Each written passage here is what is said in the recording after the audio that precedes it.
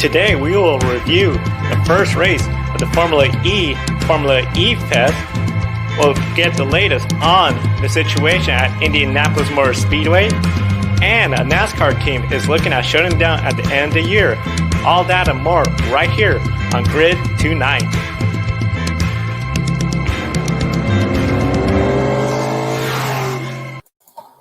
Hello, everyone, and welcome to a special edition of Grid Tonight, where we'll recap today's Formula E race in Berlin, preview tomorrow's Formula E race also in Berlin, and the latest news across the motorsports world. I'm Kobe Lambert from the PodiumFinish.net, and right here with me is Joe Samniego. Joe, how are you doing today? Doing wonderful. Excited to be here. Wonderful day of race. I know we got a lot to talk about for everyone watching, and for everyone watching, please submit your questions, comments in the chat. We'll love to show them and try to answer your questions as well.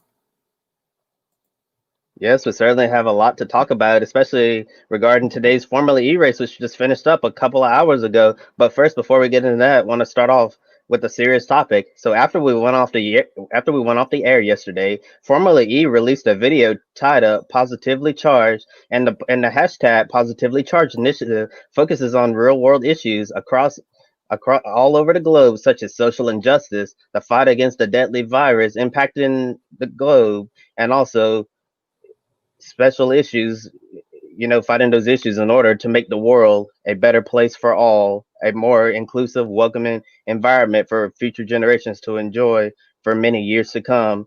And also, the Berlin Formula E paddock had a moment of silence to honor the victims of discrimination, the people who have died from the virus, and also Helder Moreira, the constructor worker who was sadly killed last week. And Joe, looking at the Positively Charged initiative, the video, which was, very powerful and moving in my opinion. What were your thoughts on the video and the initiative they just launched? Very powerful and moving, like you said. I know, especially for some of the American fans, especially any fans that are new to Formula E, if they haven't seen this video, you can find on their YouTube channel, Positively Charged by Formula E. This was a moment similar to when I'm going to use a brief NASCAR example when Steve, the president of NASCAR, gave that speech at the beginning of Atlanta Motor Speedway saying we have to do better as a country, as a sport. This is Formula E saying we've come here to combat climate change. Now our goal, we want to make the world a better place, not just in combating climate change, but where it comes to world hunger, discrimination. It was just a really amazing moment.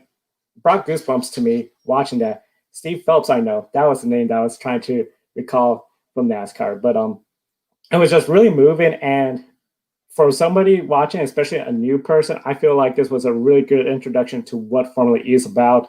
They are about making the world a better place and doing it through the fun environment of autosport, motor racing. Yeah, definitely, Joe. I really enjoyed the Positively Charged video. It shows that Formula E is taking a step to become leaders, and not only in the racing world, but just the world in general.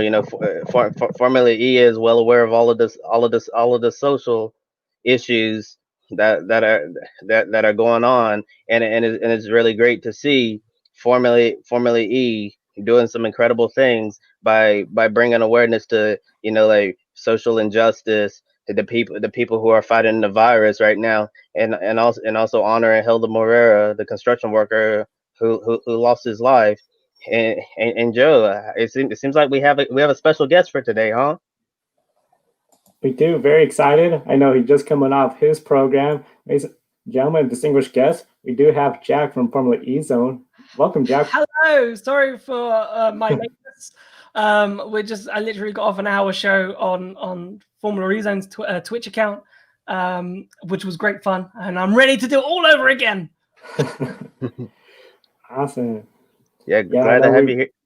Oh, you guys. Thanks, Kobe. I was just going to say, we're excited to have you here, as Kobe was going to say. I know we were just talking about the Positively Charged video that was released yesterday. What were your impressions on that? Yeah, it's very good, and obviously they want to make a sort of a statement and move on in terms of and move the world on and say that they're together and stuff. So I think it was a good thing for Formula E to do. And it was kind of had to be done as well with everything that's been going on in the world. So I'm glad, because I was kind of worried, to be honest with you. I was kind of worried that Formula E weren't going to do anything. Yeah, I agree with you. Go ahead, Cody. All right, Jack. Yeah, I totally agree with you. Really glad to see Formula E stepping up and being a true leader. And next, we're gonna go on and recap race 1 today from Berlin, and the very first lap for the first time in months in Formula E. It was a clean opening lap, and Antonio Felix da Costa, the championship points leader, pulled away, and he had a gap up to 2 seconds after on lap 2. But shortly after that, we had a safety car period when Robin Franz got into the wall, and he was unable to pull off course. So they decided to throw the full course caution, and we had the safety car deployed. And due to the lack of marshals now, due to safety, and should the teams expect more safety cars frequently now? I think so. I think, well, we nearly had another one a bit later on in the race, which I was a bit, surprised that we didn't see a safety car for, to be honest with you. And race control were holding it off and holding, and then eventually went for a full course yellow.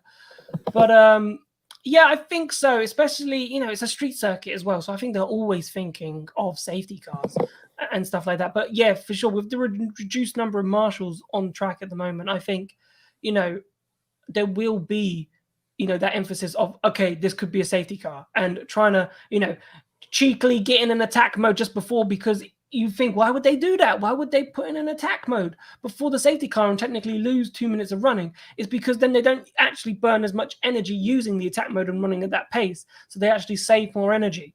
So that means they can push more at 200. So that's why they do that. But yeah, because obviously there's massive strategy calls that come in when a safety car is placed. You hit around the head about especially getting that attack mode right before the safety car. I know watching that race, I was just thinking about, we saw Jean-Eric Vergne, he hit the attack mode, here comes the safety car. It was just something where I was really anticipating, okay, if he could stay up there with Felix da Costa, he could try to easily overtake him when Antonio had to get the attack mode. And if he could hold him off or just keep him behind long enough so he uses up his time, he could stay up front. So it was really interesting. Definitely, I think all the teams, especially with the lack of marshals, we might have longer full course yellows, safety cars. Has to be something that they're all strategizing about. Yeah, speaking of attack mode, it seemed really tricky out there today. I know Sebastian Buemi and Andre Lauter missed it, but Antonio Felix da Costa, how did he fare with attack mode today? Oh my God, how did he get it? How did he get it? It looked exactly like Lotterer's and Buemi's. It looked like he completely just missed the first one, but somehow he hit the sensor. So maybe, when we're thinking about how Lotterer and Buemi missed it, we're thinking it's fine margins, right? It is really fine margins of, millimeters, I'm saying, because it didn't, to the naked eye, it didn't look any different. And yeah, that was unbelievable. But attack mode, it played an absolutely huge role in the race, because obviously with Lotterer and Buemi missing it, it opened the race up a bit because it was kind of dull at that stage. But then obviously Buemi falls back behind Bird. Lotterer loses out to De Vries and has to fight and get his way back. So attack mode really opened up that race. Very much. It opened the race up. If we didn't have that attack mode, considering that there's no pit stops, unlike the first season where they had to switch cars, I think it would have been something where maybe the only battle we would have seen was between Jean-Eric Vergne and Antonio Felix da Costa. Before that first safety car, Antonio did get a 2-second lead, and Jean-Eric Vergne was just slowly catching up, just very, very slowly. And then the safety car comes in, and of course, we all know what happened the rest of the race. But yeah, definitely the attack mode, it really affected everyone a lot. Besides going for the attack mode, losing positions, missing the attack mode, which was really surprising to me. So definitely was a big game changer.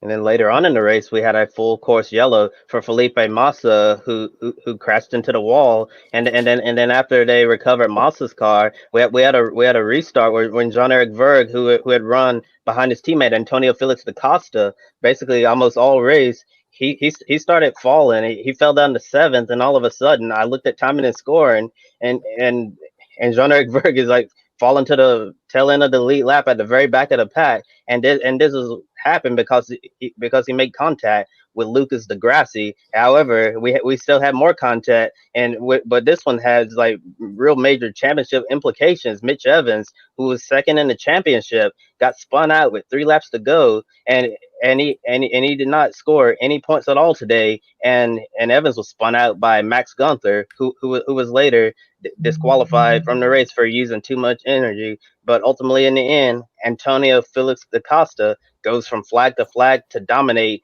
and win race 1 in Berlin. And looking at the top 10 finishes right here, Antonio Felix da Costa was victorious, and second, Andre Lauderer, Sam Bird rounds out the podium. Then had Nick de Vries in the Mercedes, and fourth, Jerome D'Ambrosio fifth, sixth, Stoffel Van Dorn, seventh, Sebastian Buemi, eighth, Lucas Di Grassi, ninth, Alexander Sims, and then 10th, Rene Rast scores a point in his Audi Formula E debut thanks to the disqualification of Max Gunther.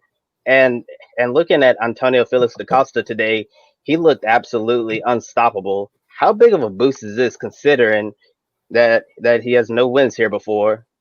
A huge boost. He's 41 points clear in the championship now. An absolutely huge boost. Like, you know, with him not getting the result that he wanted, with that accident, it's just brilliant. Just an absolutely brilliant, dominant drive. Scared probably everyone at the end because he got so close to being out of usable energy, but he managed to obviously regen and just cross the line with just enough. Because we've seen quite a lot of drivers now being disqualified from the race due to overconsumption. He's not the only one. Obviously, Maximilian Gunther, the reason why Rene Rast scored the point, Gunther was in the points but was disqualified from the race for using too much energy, and that allowed Rene Rast to get that final point. But yeah, Da Costa, exactly what you need, because that's exactly what he said yesterday in the press conference. All I need to do is be consistent, and he knows he's got the car to win it. And Tech Cheetah, oh my God, they look like the team to beat at the moment, and it looks like I don't know who is going to stop them. Now, one of the big points I was going to make is to come out and look unbeatable. That has to be huge mind games to the rest of the competition. Now everyone's thinking, my goodness, Tony Felix da Costa, he just did the clean sweep. 30 points, did the most he could do. And they said this is the first time we had a clean sweep with the 30 points for any driver. Fastest lap in qualifying, pole, fastest lap in race, and of course winning the race. So he's really got, I think, into everyone's head that, yes, he is the man to beat. There is no doubt about, can he perform here? He hasn't had that great of a luck here. This is the guy we have to aim for. This is the guy we have to beat for the championship, and we got a tall road ahead just to keep up with them. So it's going to be really interesting to see what happens. Well, I think the rest of the field should be really scared after Antonio Felix da Costa displayed a tremendous form today. If da Costa can perform like he performed today in the final 5 races, I think it's going to be game over for the championship. But, you know, obviously in motorsport, anything is possible. You know, anything can happen. You know, he could have a few bad races, and then the championship's going to be wide open once again. But it seems like, you know, DS Techeetah, they're clicking on all cylinders right now, and I know that's a phrase I use all the time, but it's true. You know, Da Costa's performing, you know, driving, you know, the best that he's ever driven in his life. You know, Jean-Eric Vergne is strong as well, although he has some misfortune today. But yeah, I definitely think that the rest of the field should be afraid, because Antonio Felix da Costa is definitely performing at such a high level. Da Costa is performing at such a high level. I know it's going to be really interesting to see what will happen tomorrow, because unlike other times where, okay, see you all next week, or a couple of times with the double headers like in New York or in London in the past, we're coming back again, but it's only the second race out of 6. So it's going to be really interesting to see how everyone responds to that, and especially Jean-Eric Vergne. Of course, he had that bad luck. He finished outside of the points, so he definitely has to look at to rebounding. When it comes to rebounding, do you see a good rebound being go out there, win, because he's in a must-win situation, or just stay in the top 10, finish in the top 10 for the remaining 5 races, and hope the craziness that is Formula E helps him out. The thing is, I think for him, he's got to win. Like, he's nearly like 60 points now off Antonio Felix da Costa, his teammate. You know, he needs da Costa not to have a race. But as you say, rightly point out there, Joe, is that, you know, he's in a position where he could push for a win, right? He could push for a win and go for it. But if he makes a mistake in that, he could be the one losing points rather than Antonio Felix da Costa. So he's got to have a bit of both, because something could happen for da Costa, and he needs to be the one there to pick up the pieces and slowly close in. A bit like Sam Bird today. Yes, Sam Bird probably lost points, but he probably gained some positions in the championship today with that third place finish. So, and remember, before we talked yesterday, he was 10th in this championship. So that's a big haul of points, 15 to be exact, for Sam Bird to take. And it just slowly puts you back in the frame, just in case da Costa has a bad race. And everyone at the precise moment is going to pray that da Costa has a bad race, because at the moment, with the pace Tech Cheetah have shown, it's hard to see who's going to stop them. And that's the big worry. So we for a season, you know, we picked this up as 9 races, you know, 6 days, 6 races, 9 days, 1 champion, 3 courses, and Formula E were doing the same. But if it's done by this Sunday, because Antonio Felix da Costa just walked away from it, we're all going to look silly because we've hyped up and he's just walked away with it. Yeah, you bring up a lot of good points there, Jack. I think Jean-Eric Vergne is definitely in a must-win situation right now, and he desperately needs to score maximum points because, like you mentioned, you know, Antonio Felix da Costa, if he has a bad day, you know, then Jean-Eric Vergne will be able to make up the gap a lot easier in later races, especially if da Costa has, like, say, two bad races, you know, in the final 5 races, and it seems like, you know, on the radio during the race, Jean-Eric Vergne was like getting very frustrated with Antonio Felix da Costa, and since, you know, it's just race one of 6, that seems really early, you know, to be frustrated. It seems like right now Antonio Felix da Costa is definitely winning the mind games right now. You're absolutely right, 100%. And I was shocked, absolutely shocked by John. What are you moaning about? What are you moaning about? I'm moaning about his pace. He's not. You're 4 seconds cleared in Andre Lotterer in 3rd. Manage your own race. Worry about your own energy consumption. Why are you worried about his? And you're worried about his, and he's got better energy than you. I think that was the first sign that Jean-Eric Vergne was actually losing his cool and actually was starting to realize, I can't beat this guy. I don't know what I need to do to beat this guy. This guy is just on the form of his life, and I can't beat him. And he doesn't like that, Jean-Eric Vergne. And that's huge. That's absolutely huge. And I think for him to already starting to crumble, and if da Costa continues to have, you know, good results, he's going to crumble more. Yeah, da Costa, all day long, he was confident, cool, calm and collected.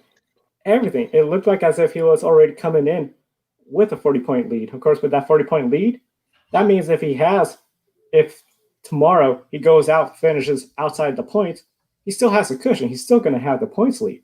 So he can almost just stay in the top 5. It's going to be really hard to beat him. So it's going to be really interesting to see. And the mind games he's playing, I mean, he was pushing really hard to where a lot of folks, it seemed like they were anticipating, okay, the race, this is the last lap. No. We got one more lap afterwards, and we saw everyone draining the battery down towards the end. So it was a really interesting race. And one driver that had a very interesting race has to be Sam Bird. I know we talked about, would he rise up to the occasion and challenge, or could he have just continued to not have good luck? He came into the weekend, 10th in the points, 1 win, but had some poor races. He got all the way up. He was up 1 point, 2nd place.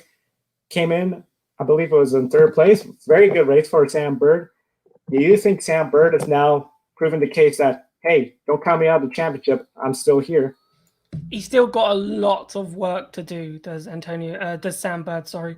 He has a lot of work to do to catch up. He needs Antonio Felix da Costa to have some bad races. Of course, you can't count Sam Bird out. He's probably one of the best Formula E drivers out there. And if someone has a bad race, 9 times out of 10, Sam Bird is the one picking up the pieces. Is that Virgin Racing car in a position to challenge Tech Cheetah? Probably not. So he needs results to go his way. He needs Antonio Felix da Costa to have some bad races. And then he could be in contention for the championship. At this precise moment, he needs a bit more luck. But with performances like that, if he keeps getting on the podium, you know, he'll go a long way to actually, making a title challenge if Antonio Felix da Costa slips up. Yeah. Based on today's performance, I definitely think Sam Bird might have an outside shot to win maybe one race in the last 6. But you mentioned he still has a lot of work to do, and I'm sure since he's going to be leaving going to Jaguar next season, it would definitely be a nice parting gift to get a win with his current team before he leaves for the next chapter of his Formula E career. And speaking about Jaguar, today, Collado, no practice lap in the first practice session. Just seemed like he had no luck at all. Finished towards the back, and then Mitch Evans, he was in the top 10, but then he had that late spin. Is Jaguar behind the ball coming into this race weekend? Obviously, Collado thing was unfortunate. It could happen to any team, right? The powertrain, and then obviously the 60 place grid penalty, and then all the time penalty, very similar to what Oliver Rowland had in the Nissan as well. The interesting thing that I took away from it, and what we were talking about in our show, was, Jaguar were the main title contender with potentially BMW, who also were nowhere today.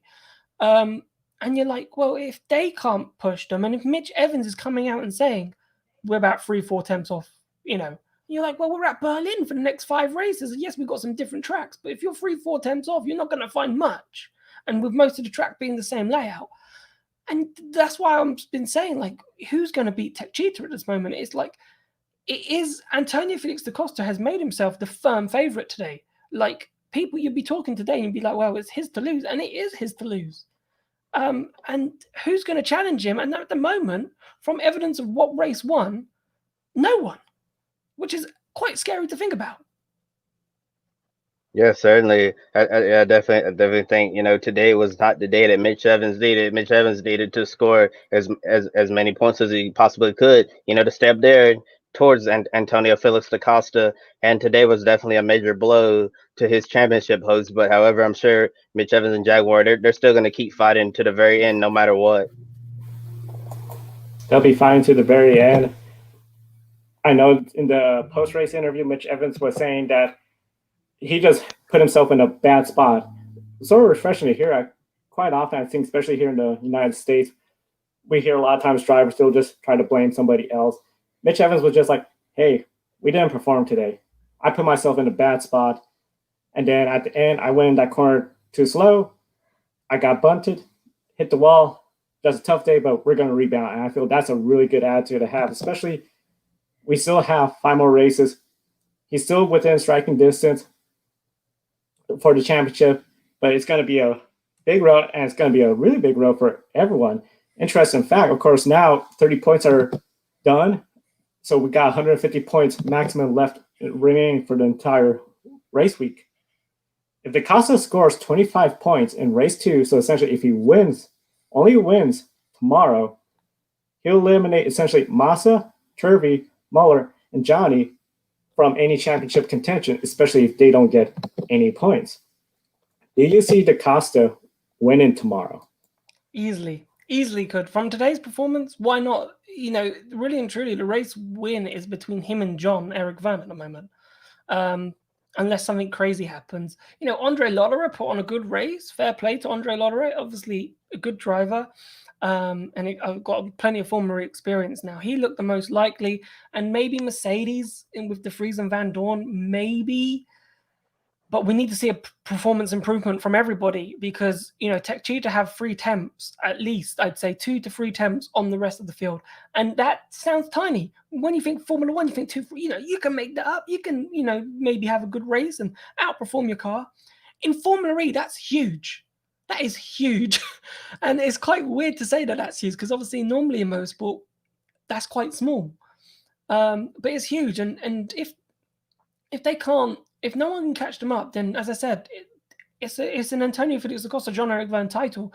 And Antonio Felix da Costa is basically the Lewis Hamilton at this precise moment with the huge lead. Yeah, and it's funny that you mentioned, comparing Antonio Felix Acosta to Lewis Hamilton there, Jack, because a fan on Twitter when I was covering the race, this fan said that right now Diaz Techeetah is performing so well with Acosta and Jean-Eric Vert.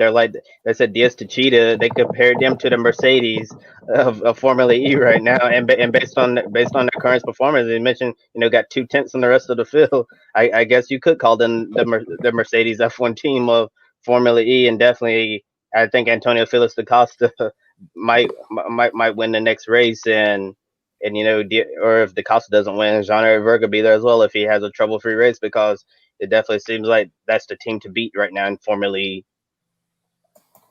Definitely the team to beat. It was just really impressive, as you said. During that first practice, it's like, all right, the Cheetah, we know they're going to be fast. Then qualifying, wow. Tony Felix Acosta made a statement. Group 1, go out there, grab the pole, and stay up there. And then Super Pole goes even faster. We all talk about how being in Group 1 is such a disadvantage. Just to see that kind of performance, that was a statement. And as I had mentioned, if you want a competition to see you as being unbeatable, you have to go and look unbeatable. And that's what they did today. They put on essentially a clinic on how to dominate a race weekend, which we don't see in Formula E often because it is always so competitive and just race after race. Antonio Felix da Costa becomes now the first repeat winner, 2 in a row for him. One of the big things, of course, we're doing this reverse layout again. Are we going to see a little bit more aggressive driving style now that people are going to be trying to push a little bit more, or even if there's a situation where da Costa doesn't have the great qualifying, a little bit further back, people are going to give him a little less room. What do you think going into this we will expect in the second race? I think people want to obviously beat him. If he doesn't have a good qualifying, I'm not going to say they're going to push him in the wall and deliberately try and, crash into his car. But I think they're not going to be as friendly potentially, because why would they be? They need to beat this guy. Like, they're going to try and defend if they need to defend. Like, if you're Mitch Evans, right, you want to get as many points on him as possible. You want to make sure he doesn't get past you. So, I think if he is down the order a little bit, he's probably gonna, he'll probably, I think, he can't expect that people are going to be like, here you go, Antonio, go and take the title. So I think he's going to get a lot of tough racing coming his way if he's down there. Yeah, definitely agree with everything you said there, Jack. Like you mentioned, if Antonio Felix da Costa has a terrible qualifying and he's back there, around guys that who are near him in the championship, they're definitely not going to cut him any slack at all. Yeah, because as you said best, why would they? That's certainly the guy that they're trying to beat, and I definitely don't think that anybody would intentionally try to crash him or whatever, because that's not right at all. Not proper racing etiquette. But I definitely think that as we get closer, to the end of this 6 race stretch and into the season to crown the champion, I definitely think that the racing is going to get more and more aggressive. But however, Antonio Felix da Costa may just stomp the field and sweep all 6 races for all I know. What's very likely that could happen? Definitely they're going to be racing Antonio Felix da Costa really hard, just pushing him, try to see if he can make a mistake, enter a corner a little too fast, come out a little wide. Still surprised about it, especially the attack zone. It just seemed to be something where I thought he isn't going to get it, but he got it. The sensors. It's really interesting to see how that all pans out. Now, I know we'll get into pick a winner shortly. Was there anything, I'll start with you, Jack, and then we'll go Kobe. Was there anything in the race that we haven't touched on that really stood out from today's race? No, I think we touched everything. I think it's just how for me, how attack mode played such a pivotal part in that race, because as I said, it was quite boring, and then really attack mode made it alive. And I think, people obviously question attack mode for it being a gimmick, but I think today you saw attack mode for what it was and how useful it actually is in Formula E, and why it's so important and why it's actually such a good thing to have. So for me, that's the only thing I'd add. Probably is just remind us that attack mode is good. Yeah, well, I don't have anything major to touch on, but bringing a point back up, Jean-Eric Vergne, he had a meltdown on the radio, getting frustrated with his teammate Antonio Felix da Costa, and it seems like right now that Jean-Eric Vergne feels defeated by his teammate, and if you're gonna be competing for the championship, you can't have those issues happen. If you've already lost the mental battle in racing, you've already lost the on-track battle as well. So it's gonna be interesting to see if Jean-Eric Vergne can put this meltdown on the radio behind him and move forward, because if he truly wants an outside shot to win this championship, Berg is definitely going to have to take everything out of his mind and just focus on moving forward and trying to be the best that he can possibly be. One thing for me that really stood out was, especially for the most part of the race, how it was pretty early when we had to start. I know Jack and Dario were saying this is a rather clean start. It almost seems, especially like, I'll use again a NASCAR example, when they came back after being on hiatus, they had a wreck on the first lap. I was anticipating some sort of, whether it was debris out there from contact or someone overshooting the turn and locking it up. I was anticipating something on that first lap, and it was really just surprising just to see. It's like, okay, everyone's really, I think, we know we've been away from racing for 5 months, taking it easy, just making sure that they don't go out there, lose the race on the first lap, because you can't win the race on the first lap, but you can certainly lose the race on that first lap. Now, taking a look at pick a winner, I know when it comes to the pick a winner, here are what we have right now for Formula E Fest. Of course, Kobe, you got Antonio Felix da Costa, so he's on the scoreboard for everyone watching. Is that Please be sure to participate in Pick a Winner. You can use the hashtag Pick a Winner. And of course, we do have our sheet online where you could download. It has all the drivers' names, see who gets first, second, third, fourth. I know I got my sheet behind me on the corner. It's going to be a lot of fun. We encourage everyone to check it out. And I know the next time we'll be on the air will be Saturday. We're going to miss the third race. I know we already done the first two. So after today, when it comes for the third race, Saturday, who are you all looking at? I'll start with you, Jack, and then I'll go. Since Kobe got the win, he'll go last today. So mine was what? Mine was Oliver Rowland, right? So I feel really out of the fence here now saying Oliver Rowland. Like, I need to get a point on the board. I'm going to stay away from the tech cheaters. I'm going to go for Nick de Vries in the Mercedes. I feel like it's coming. I feel like a win's coming for that Mercedes. Maybe it happens on Saturday. I'm going to go with Andre Ladera. He looked good in that Porsche today. Now, there's a lot of questions about when he got around Jean-Eric Vergne. Was that something because of something going on with Jean-Eric Vergne? But still, he battled out there with Sam Bird. That Porsche is looking good.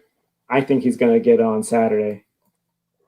And I believe I'm going to go with Sam Bird to win race 3.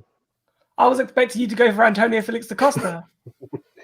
Well, I just wanted to be different. I mean, taking Antonio Felix da Costa would be the easy way out at this point, but might as well just try to mix it up and just have fun with it. So that's why I'm going with Sam Bird.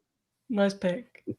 And now, of course, what we're doing with Pick a Winner, it will also translate to the full season, which both of you scored points with Lewis Hamilton from the Formula One race last Sunday. Yes.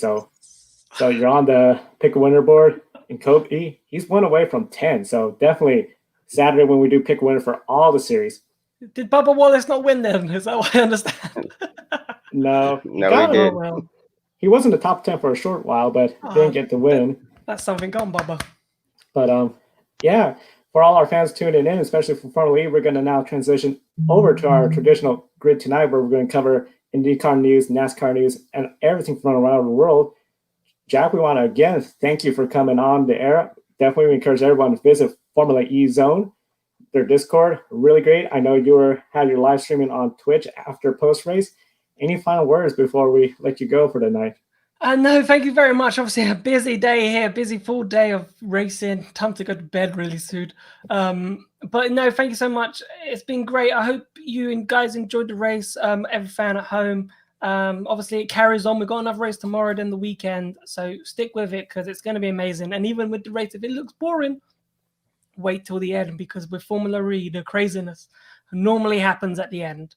But thank you so much for having me on. No problem. Thank you. And definitely we encourage everyone check out Formula E Zone, and especially in the Discord, that little game that you had going on earlier. A lot of fun. Stream races. Oh my God, how much fun is that? That is so cool. Encourage all our fans to check that out. Good time. And definitely we'll see you on Saturday. Once again, thank you so much. I know for all our fans tuning in now, we're going to transition to our traditional Grid Tonight programming, in which we'll start with some of the big news that came out of the IndyCar world yesterday, and that was the Indianapolis 500. The Indianapolis 500 on August will run without the fans. This was a decision made after consulting with local officials, health officials, and of course, this is a big change considering how prior to the announcement, Roger Penske had been saying, if there's no fans, there's going to be no IndyCar Indianapolis 500. Now, of course, this is all in regards to the pandemic and the concerns for the health and safety of everyone, and what more and more people are calling the racing bubble, keeping that safe. We don't want somebody coming in, getting the driver sick, getting a crew member sick, and then having that spread. How big of a setback is this, especially for fans? I know there's a lot of fans that have been going to the Indy 500 for 20 plus years, haven't missed a race. How big of a setback is this for the fans and also for the sport of IndyCar and the Indianapolis 500? Oh yeah, you mentioned some fans have been going to the track for like 20 plus years, and for some people, this is going to be the first Indianapolis 500 that they're going to miss in their entire lives. I don't, yeah, you don't know, maybe 10, 20, 30 straight years or whatever, and it's just a real unfortunate situation. But based on the current situation happening right here in not only the United States but all around the globe, I feel like Roger Penske made the best decision that he could possibly make at the time, and it's like I said, just very unfortunate that we won't have that it's going to be run behind closed doors. It's the Indianapolis 500. This is the greatest spectacle in racing. Many consider it like the most prestigious crown jewel event in the entire world for motorsports, and it's definitely going to be a weird feeling to see that run behind closed doors, and yes, it's definitely going to be a setback for the series financially, they depend on getting revenue from the fans also as well, for the series, and they're not going to have that additional revenue coming in. First, it was going to be at 50% capacity, then 25% capacity, and then went to no fans. And it's definitely going to be a little stinger, but it would be it would like sting even harder if we had no Indianapolis 500 at all. Yeah, having no Indianapolis 500 at all would have been really detrimental for the sport, especially all the possible momentum it's been gaining. Now, of course, the local blackout has been lifted. This was before the announcement of no fans in attendance. So still, for fans that would have gone to the track or couldn't avoid not going to the track because they were affected by this local blackout, now no reason they could stay home, watch it. Hopefully we get some good TV numbers for the Indy 500 as well to show that the interest hasn't gone away, especially with this pandemic. So much has been going on.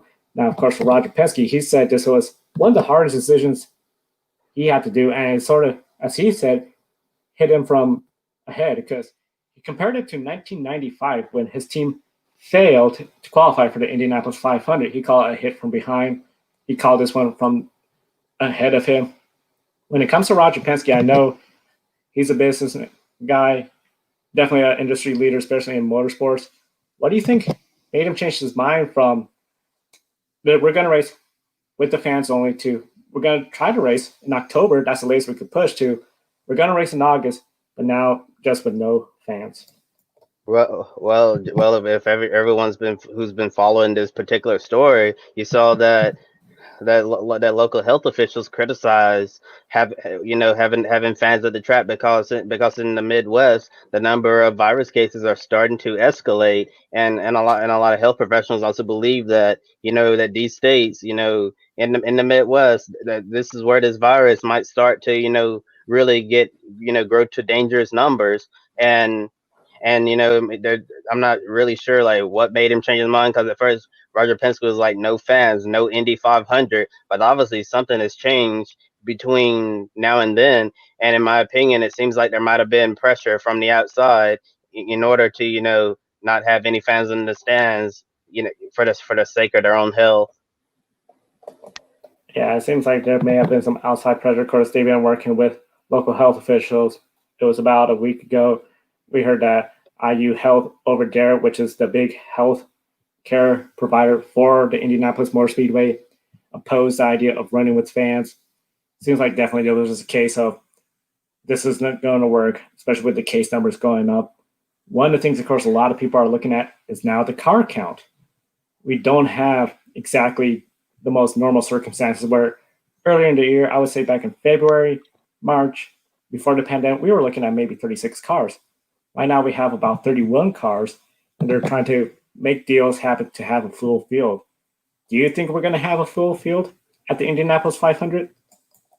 Yeah, definitely. I think IndyCar will do everything in their power to make sure that they can get at least 2 more cars on the grid. Because even in years when we had the previous generation car, there were some years, where we went a while without having any bumping at all on bump day, and it seemed like we weren't going to have 33 car fields in those years. But IndyCar went to work and they made sure that we had 33 starters on race day, and right now it seems like 31 starters.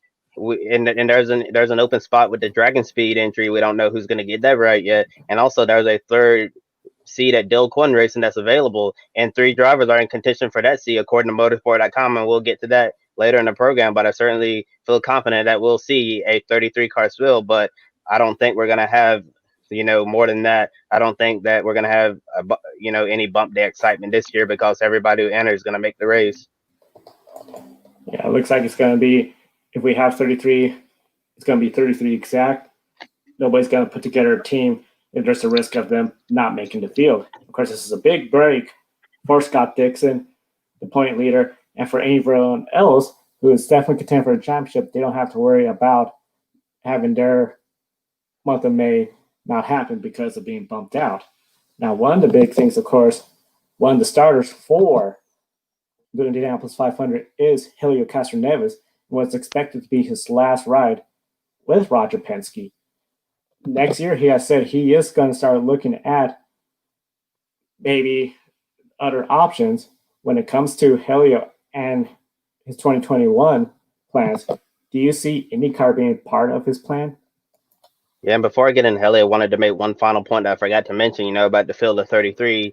And, right now, everybody's having a really difficult time, especially, the financial fallout of the global pandemic. And if you have the risk of missing the race, teams have lost, millions of dollars, and, so much, and it's definitely going to take a long time for them to recover. And for some teams, they're never going to recover from this, sadly. So if 36 cars are entered for this race and 3 go home, that could be absolutely devastating. I mean, during normal times for bump day, it's devastating to miss the race anyways. But, especially during a time like this, I think it would be even more devastating. And it would just be a sad thing for these teams, because if they miss the race, especially, if it was like one of those like part-time teams, that only shows up for the Indy 500, that might be extremely detrimental to their program. And now going to Helio Castroneves, it always seems like he never wanted to leave IndyCar in the first place. Roger Penske, shifted to IMSA and the downsize from a 4-car to a 3-car IndyCar team. And in order for Helio Castroneves to stay with Team Penske, like really the only team that he's ever known, they gave him an accurate DPI seat, and he still remained with the organization. But to me, it always seemed like his heart was always in IndyCar, and it would not really surprise me if Helio Castroneves really tried hard to get a full-time seat in IndyCar. But I'm not really sure where he would go next season. It would seem really strange watching Helio Castroneves drive for another team after being a Team Penske pilot his entire career. Yeah, you bring up a really good point. The last time Helio Castroneves drove for another team that wasn't Roger Penske was Carl Hogan back in 1999. Of course, going into 2000, he didn't have plans. He did take over the Penske ride, especially after what had happened to Greg Moore at the end of the 1999 season, entering 2000. And ever since then, he's been with Penske his entire career, kart, IndyCar, now IMSA. It's going to be really interesting to see where he'll land. He could definitely bring some, I think, good information, good knowledge, especially at the Indianapolis Motor Speedway at the 2021 Indianapolis 500. Now, of course, this is a story we'll keep following, including Helio Castroneves and his efforts to land a 2021 IndyCar ride. We'll be following that right here on the Grid Network. And next, shifting gears to NASCAR, a sad story recently broke with Levine Family Racing selling the team and will cease operations at the end of the 2020 season. And Adam Stern of the Sports Business Journal reported that the charter is going to Spire Motorsports. However, that has not been confirmed yet officially, but the new owners are expected to make an announcement in due time. And for Bob Levine, due to the economic downturn from the pandemic, it caused a lot of financial strain. And he owns a NASCAR team, and he also has another business as well. And I think he mentioned when he was speaking to the media that is a real tough decision. Kind of like it's like having two kids and you pick which one lives and which one doesn't make it. And so he decided to protect his non-NASCAR business, and understandably so. And he also said the business model is not not the thing right now, and it was just all of that piling on. He really had no choice but to shut down the team. And Bob Levine, he's definitely one of the more fan friendly owners out there, because if you send him a tweet on Twitter, nine times out of 10, he's definitely going to respond back to you. Unlike, you see Chip Ganassi on Twitter every now and then, but not like Bob Levine. He's on there a lot, responding to the fans. I'm sure the fans really appreciate that as well. And I'm sure they're definitely going to miss seeing him around in the garage. And now, looking at the history of Levine Family Racing, in 2011, they made their NASCAR Cup Series debut at Texas Motor Speedway with fellow Texan driver David Starr, and also Bob Levine is also a Texas native.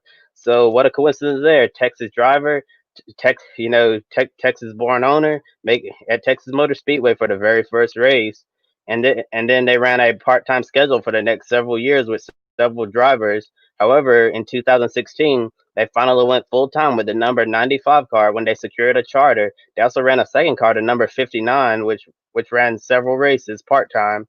And Michael McDowell ran 31 races for the team, and Ty Dillon ran 7 races when he was a RCR development driver. And however, in 2017, Michael McDowell drove the number 95 Chevrolet full-time for Levine Family Racing.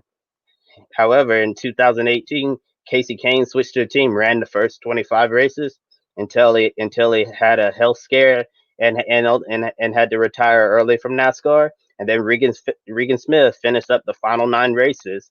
And then 2019 saw change again. Levine Family Racing switched over to Toyota and had the TRD partnership and signed driver Matt DiBenedetto, who scored the best finish in the team's history, which was second last year at the Bristol night race. It was definitely an emotional night for Matt DiBenedetto and Levine Family Racing. And 2020 saw change once again with Levine Family Racing signing Christopher Bell, who's on loan to a team with Joe Gibbs Racing. And Christopher Bell, he started off his rookie year this year. It was kind of typical rookie mistakes, but as he's getting more race on the belt, it seems like Christopher Bell is really coming into his own and showing that he is definitely a Cup caliber driver who just keeps developing, and he certainly might be winning Cup races very soon. He's definitely showing tons of potential. And with Levine Family Racing closing down at the end of the year, going to a new ownership, wondering what in the world is going to happen to Christopher Bell, Joe? Do you think this potentially means that that Joe Gibbs Racing might have to decide between Eric Jones or Christopher Bell? It does mean Joe Gibbs Racing has to decide between Christopher Bell and Eric Jones for that 20 seed. Of course, we all know Eric Jones, he hasn't having the greatest of seasons. He is still contending to try to get in the top 16, be in the playoff hunt, but his season hasn't been as exactly ideal as he had hoped, and many, I think, had hoped, especially sponsors Joe Gibbs Racing. He has won races before. Last year, he won the Southern 500. The year before that, the Coke Zero 400 over at Daytona. A lot of folks are anticipating him to perform. It doesn't seem like he's performing, and when it comes time to make a decision between Christopher Bell, who is up and coming, he has been putting on together some good runs for that 95 Toyota. I see him likely going to be in that 20 next year.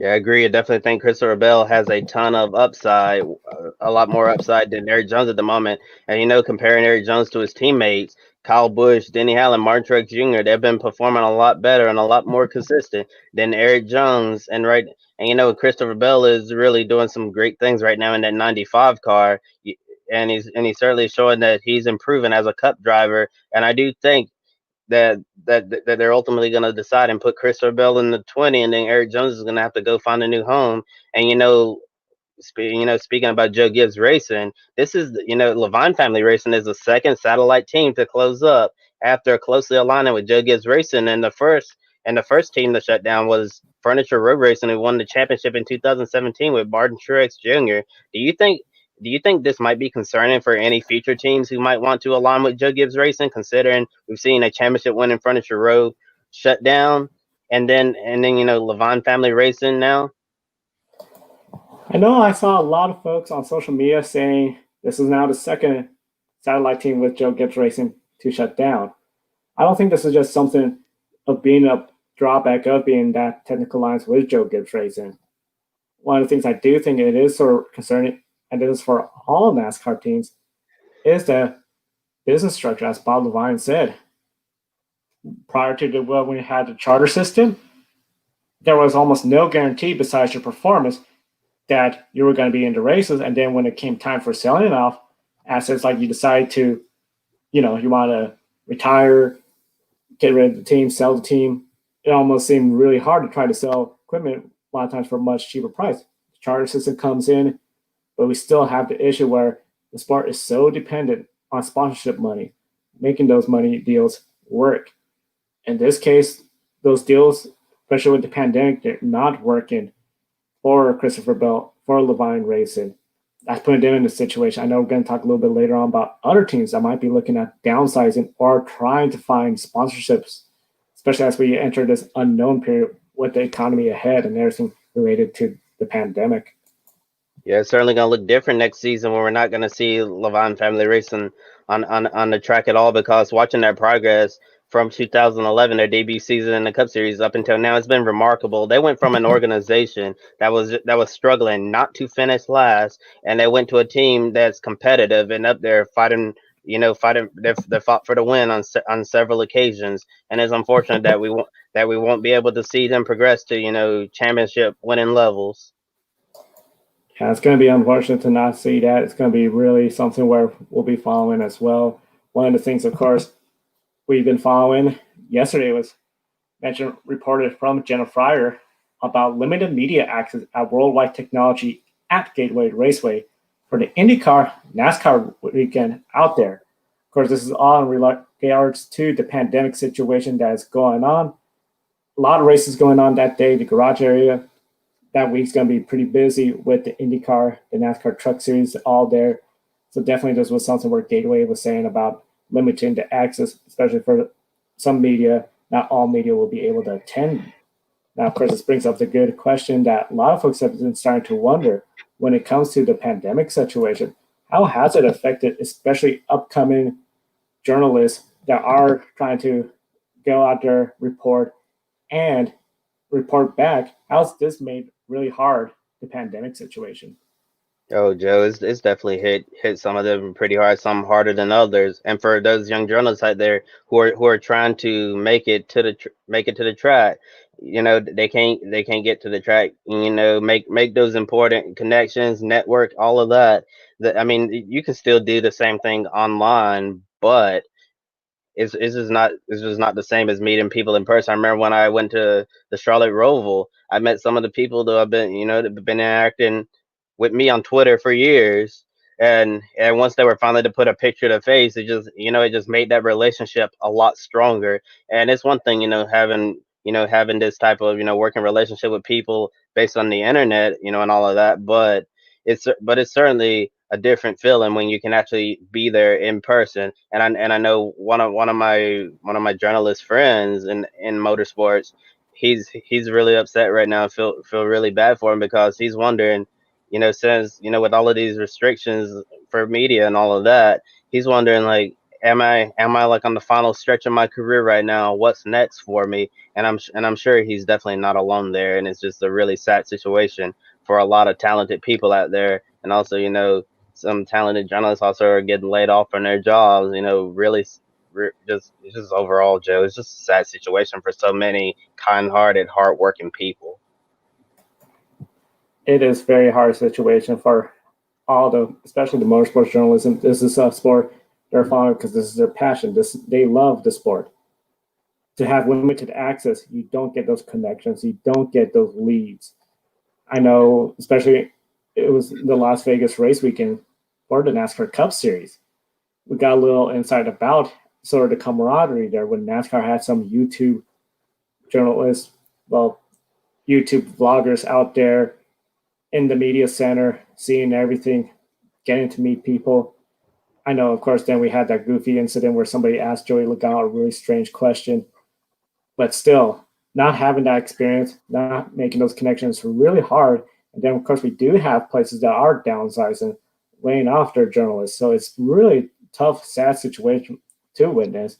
And definitely, as Brett Winningham had mentioned, it's very competitive too. Very few people like Brett, like yourself, and several others are willing to, hey, you're new here, let me help you out. Especially the competitive nature of motorsports and the motorsports journalism industry. It's just really tough to see.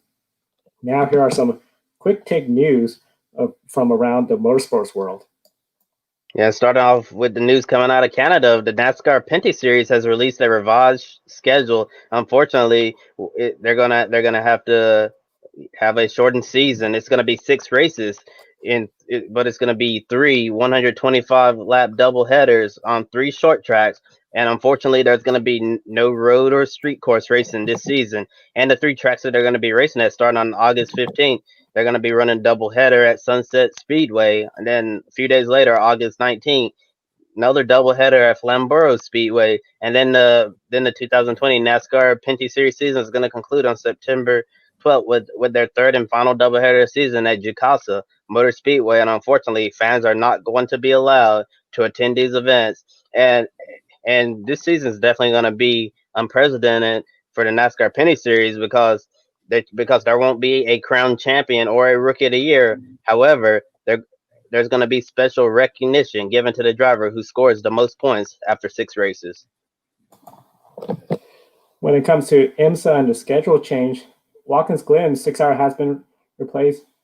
Lime Rock GT is the only race that's been replaced. Michelin Raceway Road America will replace essentially Watkins Glen on September 6th. IMSA, they will return to Road America on October 17th for the Petit Le Mans 10-hour endurance race.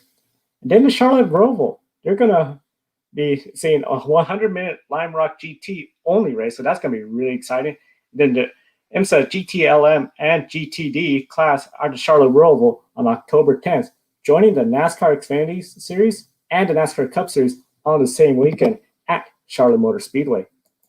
Yeah, Joe, you accidentally said Road America right there. Any Michelin Raceway Road Atlanta, but it's all good. And also, I forgot to mention on the last program, I wanted to talk about the IMSA Road America Class winners, but it totally slipped my mind. But now we're gonna recognize the 4 teams who won at Road America this past weekend. In DPI, it was the number 7 Acura Team Penske entry finally had something go their way with Ricky Taylor and Helio Castroneves taking the overall victory in the wet. And then in LMP2, Dragon Speed rebounded.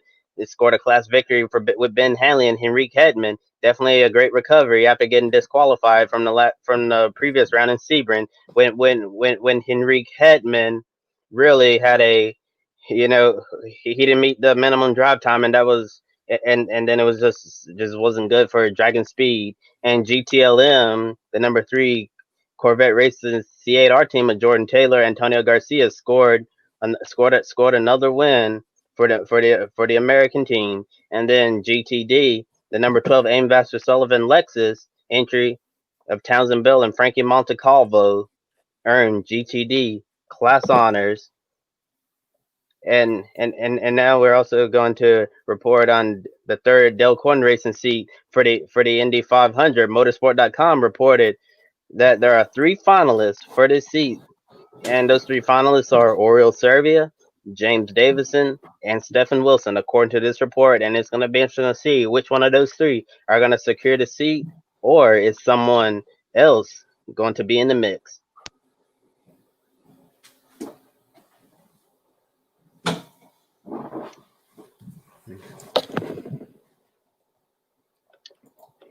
Matt Kenseth over at NASCAR had a crew chief change. This is in response to the disastrous New Hampshire race, which crew chief Chad Johnson is now out. Engineer Phil Sturgis is in for the rest of the season. So it's going to be really interesting to see what happens over in essentially the NASCAR Cup Series. And then the Virgin Australian Supercar Series, Darwin race weekend, is still up in the air. They said they were going to postpone it for 1 week. They have done that, but they're still unsure of what's going to happen if they will be able to run next week due to some of the virus hotspots that have been popping up. Now, following up on a story that we first reported on Grid Live. Yeah, and yesterday NASCAR handed down a penalty to Alex Labate and Mario Gosselin's DGM racing operation for participating in a test session at the Daytona Road Course in what appeared to be a current NASCAR Xfinity Series car composite body, and DGM Racing was fined $50,000 and docked 75 points. And with Alex Labate losing 75 points, he went from 16th in the Xfinity standings to 21st. And Joe, do you think that this penalty of $50,000 fine and 75 points, do you think it was fair or too much, or do you think they weren't hit hard enough? I have to say, I believe it is fair. We can't gauge how much of an advantage he has earned from those 7 test laps he completed at the Daytona Road Course. But 75 points, we all know 60 points is the max you could score at a NASCAR Cup race. So essentially, it almost makes it where any points he gains is negated. If he goes out there and wins, scores all 60 points, that's just going to make up the difference from what he did, and he's still 15 points short from what he had coming into the weekend. So I do think it's a bit fair, and it sends a message to everyone. Don't try to try to get around our rules, especially when it comes to testing at the Daytona Road Course. Yeah, certainly. NASCAR had to make an example out of somebody, and they decided to make an example out of Alex Labate and DGM Racing because what they did was uncalled for. And getting a potential advantage. Although they ran a reported 7 laps in that car, still 7 laps where you can use data and get ready for the Daytona Road Course race. Although I'll say I'm a little shocked that Labate didn't get suspended, because I thought they might suspend him for the Daytona Road Course race. But when I saw the penalty report and saw that there was no race suspension for the Daytona Road Course, it kind of caught me off guard. And DGM Racing is appealing this penalty, and what are your thoughts on this, and how does the appeal process work in NASCAR? So it's going to be really interesting to see them appeal. They said they feel they didn't break any protocols. A lot of people are going to saw the evidence on Twitter of that was a composite body, that was an Xfinity car. This wasn't you in a little Mazda Miata or any sports car that we would traditionally see in the Sports Car Club of America going out there completing laps. You went out there in an Xfinity car. So it's going to be really interesting to see what happens. The appeal process, of course, they do have a set number of times to file an appeal to NASCAR. NASCAR then has a review by a board, which serves as an independent body of the sport, and then they're going to make the decision. And I do believe that the decision, if they still don't agree with it, I believe that might be something where they could also appeal as well. And do you think, with 2 road courses coming up, the Road America and then the Daytona Road Course, Alex Labate has proven that he's a pretty good road course racer in the past 2 years when it come down to the Charlotte Roval. I always saw Alex Labate was running really, really well in that DGM racing equipment. Do you think that's possible that Alex Labate could win at Road America or even the Daytona Road Course? I do. He is a good road course racer, as you mentioned. A lot of people are going to see a lot of controversy if he does win, which is unfortunate. He is a good road course racer. If he was to go out there and win, we know the nature of NASCAR especially. This isn't something where, you just win Probably because of your experience, you dominating fashion. A lot of times with these races, it's wild and crazy. The strategy goes up in the air. A caution will throw everything up in the air when it comes to strategy, and that's the kind of race I'm anticipating. If he does go out there and win, I think it will be a hard-earned victory. But of course, it's going to be unfortunate because with that points penalty, it's almost like he gains no points, but he does get that win, and that of course changes the playoff picture. Yeah, in the Daytona Road Course, we'll have the ARCA Menard Series, the NASCAR Gander RV and Outdoors Truck Series, the NASCAR Xfinity Series, and the NASCAR Cup Series. And I'm sure it's definitely going to be an exciting show for the fans, especially watching the drivers get off Speedway 4, heading into that tricky chicane, and that iRacing has recently added. So I'm sure the drivers are going to be getting a lot of virtual practice in. And to make that perfectly clear, that is legal. But if you want to take your car out on the real track and test, that is not legal. That's against the rules. Good point. You definitely could do that in iRacing. Just can't do that, especially in an Xfinity car or any NASCAR vehicle. When it comes to NASCAR, some big news that came out, especially after Sunday's race. Brad Keselowski, a one-year extension with Roger Penske. A lot of people were wondering where would he go. Some people thought he would be with the 48. That's not the case. Now there's some word out there that Alex Bowman might be shifting over to the 48 in case there's no sponsorship deal and the 88 car does shut down, which will be really significant. It's been a long time since Rick Hendrick had only 3 cars in the Cup Series full time. The big thing everyone's, of course, watching is Bubba Wallace. Will he be in that 42 car? A lot of people assume he's going to, especially with the McDonald's sponsorship in the 42. And then McDonald's has some sponsorship with Bubba Wallace, RPM over there.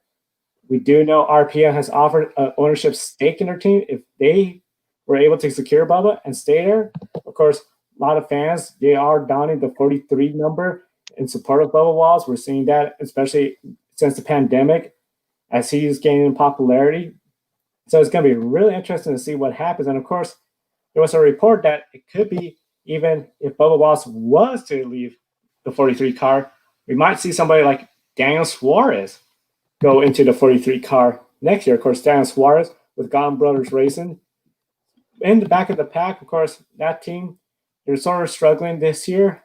So it's going to be really interesting to see what happens next year. Is everyone really waiting for Bubba Wallace to make his move? I know it sort of reminds me of everybody was waiting to see what Dale Jr. did when he was leaving DEI. Is everyone just waiting to see where Bubba goes and then the dominoes start falling? I'm not necessarily sure if they're waiting for Bubba or who's going to make the next move. Brad Keselowski re-signing with Team Penske for 1 year, as reported from Jennifer from the Associated Press. I think, that was the first domino that fell. As be interesting to see who makes the next move. Is Bubba Wallace going to stay with Richard Petty Motorsports and become a partial owner of the organization? Or is he going to move over to Chip Ganassi Racing, taking over the number 42 ride? Or, is he going to take over the Ally Financial sponsor 48 car? I'm not really sure what Bubba Wallace is going to decide yet, but I'm sure if something falls into place for another driver, I'm sure that they'd be willing to pounce depending on the situation. Yeah, the situation is really going to be up in the air. And then, of course, Christopher Bell, Eric Jones, they're going to be free agents too. So a lot of people are going to be curious to see who lands in that 20 car. How does a free Eric Jones, Christopher Bell impact the silly season, especially if we do see that 88 car go away with the uncertainty ahead? How dire does it now become for the driver, especially to have their own sponsorship deal to bring an offer to the team as part of the negotiating table? Oh yeah. As you know better than anyone, Joe, sponsorship money is what drives the sport ahead. And for these drivers, they need to bring funding, and it's really hard nowadays, for a driver to get in a place where they don't bring any funding at all. But however, since Levine Family Racing is shutting down, it seems like that Christopher Bell might be on his way to going in-house at Joe Gibbs Racing. Because I'm sure that all of the time that they've invested in Christopher Bell and all of the success that they've had together with Toyota, I'm sure that they definitely don't want to lose him to a Ford or Chevrolet. So and I'm not really sure if they're gonna farm him out, kind of like what Roush Fenway Racing did with Chris Buescher and they put him with JTG Daugherty Racing. I'm not sure if they're gonna put Bell with the Chevrolet or Ford team until there's an opening in-house at JGR.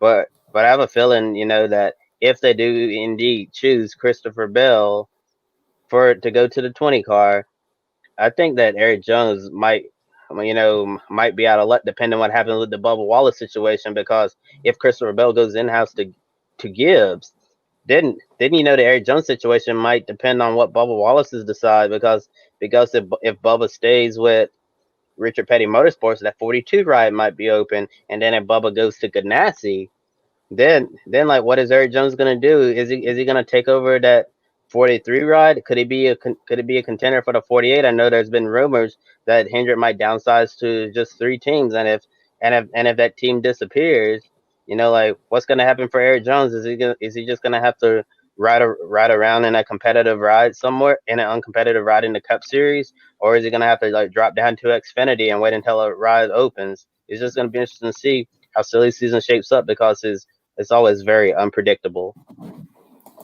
Very unpredictable. This year it seems like it's going to be pretty tense, especially as when it comes to competitive rides. The number of competitive rides that are going to be out there is unknown. The economic state going on globally, that's going to be really unknown. And it's going to be something where we'll definitely be following the story on the Grid Network. Yeah, next we have an update on Marc Marquez's injury, and unfortunately, Marquez is going to miss the next round with the Czech Grand Prix, and he had a second surgery, which had a titanium, on which the titanium plate broke due to stress in his arm, and Stefan Bradl is going to replace him this weekend. Stefan Bradl, his last race, he replaced an injured Jorge Lorenzo at Austria last year. And Joe, we talked about Marc Marquez and all of everything the drivers do, risking their health. Do you think Marc Marquez returned too soon? And do you think that attempting to make this early comeback, which many saw as really crazy, do you think this played a role in his setback? It does appear his effort to try to come back so quickly caused this injury. It wasn't said officially, but we all know he tried to come back 4 days after his surgery to race. He was complaining he was starting to feel weak. He started posting on social media of him doing push-ups, going back to a very rigorous workout schedule. And they say it was due to stress on that plate. Now they're saying he is going to be recovering and he's not going to attempt this weekend's race at the Czech Grand Prix. There's a possibility he might even miss more races if they decide, okay, we got to hold back and wait for you to heal up 100%, because at the end now, if he doesn't miss this Czech Grand Prix and an additional race, that's really going to hurt his championship hunt. We're coming down to almost 10 races left in the MotoGP season, and if he's going to miss more races, this is something where I think there are going to be a lot of folks looking at, yeah, he tried to come back too soon in Jerez, and had he not, he probably could have, at least attempted to come back in the Czech Grand Prix, which a lot of people had said originally when he got injured. Yeah. I know we talked about the last Grid Tonight program, talking about racers who want to race no matter what, even if they're injured. These racers, if they feel like that they can go, they're going to race injured. We mentioned several examples in our last Grid Tonight. With one of the notable ones was Brad Keselowski when he broke his ankle in a testing crash at Road Atlanta. Then days later, he returned to the number 2 ride and won at Pocono, driving with a broken ankle. In some cases it can be done. And also Denny Hamlin, he tore his ACL playing a pickup basketball game, and he drove with a torn ACL and waited until the offseason to have surgery on it. And Joe, what makes it so hard for these drivers to sit out when injured? As any athlete would say, this is the thing they love to do. We've seen athletes where it was NFL, NBA, they'll try to go out there hurt, feeling under the weather, and perform. Same in the car racing world. It's just really much more risky, because if you get in an accident because you weren't 100% concentrated, it could set you back further. So grateful we did not see Marc Marquez get hurt when he tried to make his comeback at Jerez in the last race weekend. That would have really been devastating for him and, I believe, the sport of MotoGP to see that happen. definitely is in the best interest of the series to encourage their drivers. Hey, if you're hurt, we don't want you to push it. We don't want you to further prolong your recovery because you try to come back and you got yourself re-injured or worse, hurt somebody else on the track because of a mistake on your part. So it's going to be really interesting to see when it comes to MotoGP, if you're going to revisit, have some sort of set timetable where if you had a major surgery, just as Marquez did, maybe a mandatory 7 days, then you're evaluated, and then another evaluation of when you could come back. So it's going to be really interesting to see what happens going forward. Yeah, I definitely think that MotoGP, as you mentioned, they need to revisit their policies regarding drivers' health because Marc Marquez, I'm gonna be honest, I didn't really think that it was a good idea for him to be racing 4 days after surgery because he needed that time to heal and see what happened when he tried to go when he really wasn't ready. Now he's gonna miss even more time than he probably would have missed if he had just let it heal. And I know these drivers want to get out there and race, but sometimes I think the series need to step in and save those drivers from themselves because they're potentially not only endangering themselves, but in various situations endangering others as well. And however, we're approaching the end of our program, but not the end of a busy week of motorsports coverage for us here at the Grid Network. Definitely not the end of a busy week ahead. We got a lot of racing coming up. Of course, we'll continue on with Formula E Fest. We got another Formula E race tomorrow. Then we got more coming up the weekend. Then, of course, Grid Live, pre-race Saturday, post-race Sunday.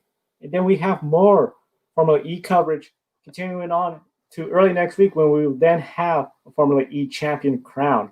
Super excited to see that. We definitely encourage everyone to please subscribe, like, and ring that bell so that way you could be informed anytime we go on the air. And definitely be sure to subscribe to Formula E Zone. Jack, who was here earlier, we enjoy working with him. Definitely, you can tell his passion for Formula E is there. And we definitely encourage everyone to join us for the upcoming remainder of the Formula E season and then all week long with the Grid Network. For everyone here, Kobe Lambeth at the podium finish, Jack at Formula E Zone. My name is Joe Santiago. Thank you for watching. You all have a good night. And definitely follow us because we got more Formula E racing tomorrow. We'll leave you with a clip of Antonio Felix da Costa when he won the race today at Berlin.